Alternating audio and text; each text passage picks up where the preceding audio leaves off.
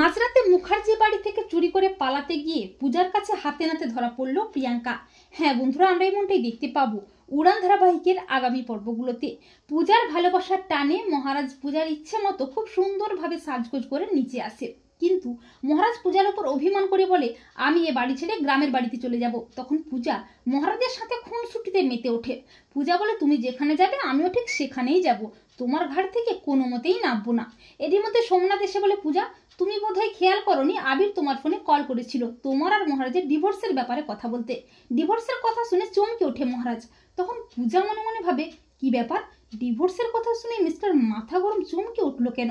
এরপর পূজা আবিরকে ফোন করে যোগ্য জবাব দিয়ে বলে তুই যদি সত্যি আমাকে হেল্প করতেই চাস তাহলে মিস্টার মাথা গরমের মার্ডার কেসটা নিয়ে হেল্প কর, তাহলে আমি তোর কাছে কৃতজ্ঞ থাকবো।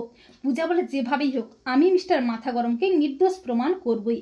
আমি প্রমাণ করব যে কয়েক বছর আগে স্কুলে মিস্টার মাথা গরম বিক্রমকে খুন করেনি। আর এটা শুনে সোমনাথ তো প্রচন্ড ভয় পেয়ে যায়। এরপর মাঝরাতে সোমনাথ যখন নাক ডেকে কুম্ভকর্ণের মতন ঘুমোচ্ছে তখন প্রিয়াঙ্কা তার লাগেজ গুছিয়ে সোনা গহনা টাকা পয়সা বাড়ির দলিল এমনকি ব্যাংকের লকারের চাবি সবকিছু নিয়ে মুখার্জি বাড়ি থেকে পালিয়ে যাওয়ার জন্য বেরিয়ে পড়ে। সোমনাথ কিছু টেরও পায় না। আর ঠিক তখনই পূজা মাঝরাতে নিচে আসে জল নিতে। পূজা বলে ফ্লট প্রিয়াঙ্কা না, ও ব্যাগপত্র লাগেজ নিয়ে মাঝরাতে কোথায় যাচ্ছে? ব্যাপারটা তো দেখতে হচ্ছে নিশ্চয়ই ও সবকিছু চুরি করে পালাচ্ছে। পূজা চালাকি করে লাইটটা জ্বালিয়ে দেয় আর তখন প্রিয়াঙ্কা চমকে ওঠে।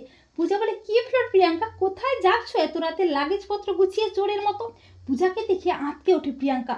পূজা বলে কি আমাকে দেখে ভূত দেখার মতো চমকে উঠলে যে ফ্লট প্রিয়াঙ্কা, তুমি পালাচ্ছ কেন? দেখি তো তোমার ব্যাগে কি আছে। এই বলে পূজা প্রিয়াঙ্কার হাত থেকে জোর করে ব্যাগটা ছাড়িয়ে নেয় আর লাগেজটা খুলে দেখতে পায় সোনা গহনা টাকা পয়সা দলিল। তা দেখে চমকে ওঠে পূজা। পূজা বলে তার মানে তুমি সত্যিই চুরি করে পালাচ্ছিলে? তখন প্রিয়াঙ্কা নিজেকে বাঁচাতে পূজার কাছে হাত জোড় করে ক্ষমা চায়। আর পূজা ও প্রিয়াঙ্কার গলা শুনে বাড়ির সবাই চলে আসে। পূর্ণিমা বলে এত রাতে তোমরা এখানে কি করছো, আর এখানে লাগেজ ব্যাগপত্র কি সব হচ্ছে?